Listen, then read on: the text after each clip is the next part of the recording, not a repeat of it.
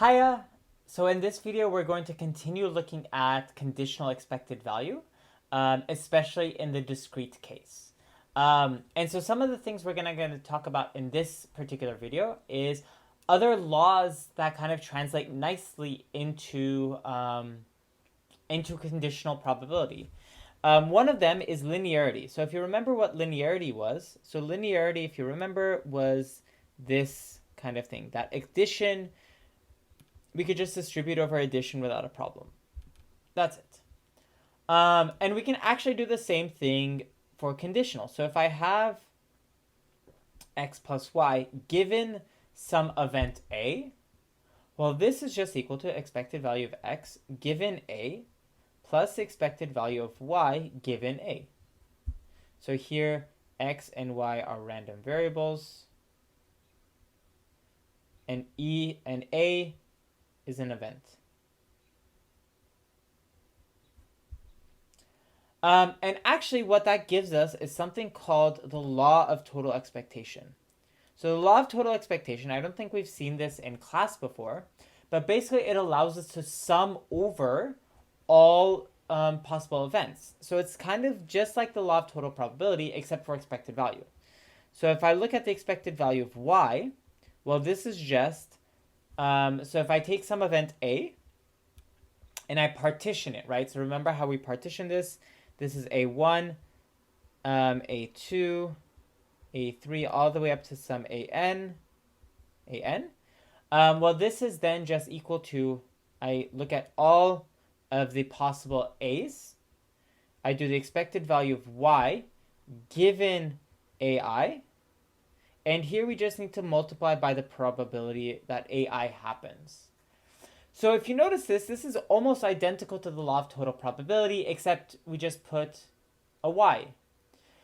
And actually, these events, we can actually look at random variables instead.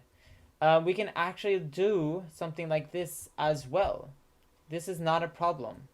And this is kind of going off the idea from before, the last example, where we had y less than or equal to 2 as our event. We can just do something like this. And this gives us what's called the law of total expectation. So this is a partition. I should write this on. So this gives us a law of total expectation. But there's actually a nicer way to look at this. And we'll get to that in a second. The thing is that, so we kind of have something from above, right? So the last formula, right, this one here, makes us wonder something. It makes us wonder whether we can do a random variable given another random variable, right? So in other words, like, let's look at this, right? What is this? Well, we can just use our above things. This is just going to be equal to, so all y, y times the probability of y equals y, given x equals x. So this is not too bad, right? This is okay. It's not too intense. Now the question becomes, what if we want to use this? What if we want y given x? I don't want to know at a particular value of x. I want to know for any x. Give me any x. And this, in this case, this is slightly different. This is actually asking the condition. So this is the conditional expectation of y given x. This is different than x equals x. Big note. Sparkly stuff. I wish I had a thing that made glitter go everywhere, but this is different. This is note. E of y given x is not equal to e of y given x equals x. They are not the same. We will see why in a minute. For now, actually I stated here, is a function of x. This is a function. This is a number. A function is not equal to a number.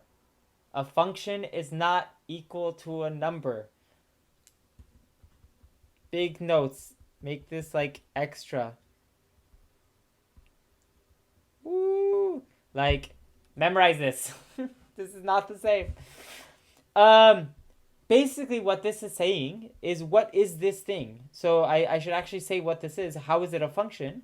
What this is e of y given x. If I apply x to it, so I give, it's a function, right? So if I give it the value x, then I have the expected value of y given x equals x. So you can, the way to kind of think about this, if this is hella confusing, is look at e of y of x as a function. So let e of y given x to be f. Then what I'm saying is f of x is equal to e of y given x equals x. That's all I'm saying. It's definitely a little weird. You all probably have never seen someone do something like this where you have two parentheses next to each other, or maybe you haven't. That's awesome. But yeah, it's definitely kind of weird. But it works because it's a function. So in this case, e of y of x is considered either a formula or a function, like either way. But the thing is, because of the way it's done, it's actually a random variable itself. So you can actually think of it as a random variable too. So I'll add random variable. And this is why it's very clear that a random variable and a number are not the same thing, right? One's a variable, one's a number. And the question is, well, why is it a random variable? Well, since the function is going over all x, we end up getting a distribution. But what this does is it actually makes things a little weird, right? Like basically what we can do is, well, we can ask the expected value of y given x, right? Since this is just a random variable, right? This is a random variable, random var. And so I can just take the expected value of it. Well, what is the expected value? Let's try to figure this out. It's weird. What does it equal? The expected value of y given x. We're going into some big crazy territory. Okay, so the expected value here, this is equal to the sum over all x. I guess, yeah, we'll do x, all x, because it's a function on x, right? All x. Here, the thing to note, what is the expected value of, I guess I'll use a different variable. We'll use z. This, if you recall, if I have a function g of z, right? Because here I have a function of x. So if I have this, remember that this is just equal to all z of g of little z. I really need to make these different. So maybe what I'll do is we'll make this like a little curly z, and these will do normal z's. G of z, and then we look at the probability that big Z is equal to little z, right? This is basically what we did. So in other words, what we have here is, I look at this is my function. So I have e of y given x of x, right? So I plug in x times the probability that x is equal to x, right? Because we're doing this over x. This we just solved. We know what this is equal to. This is all x. E of y given x equals x times the probability that x is equal to x. This should look really, really familiar. This looks really close to this.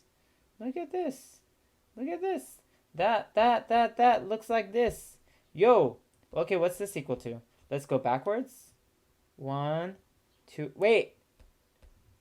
This is equal to e of y. When I saw this the first time, I was like, what the fudge? In other words, what we have, e of y is equal to the expected value of e of y given x. X can be any random variable. X can be any random variable. Like, if your mind is not blown at this point, I don't know what will, because this is pretty epic in my standards. Okay, so we'll stop this video here, and we'll look at an example of this, well, of like some of the concepts we've been going through, in the next video. So I think there's two examples, so it'll probably be two videos. But yeah, so I will see you in those videos. Bye.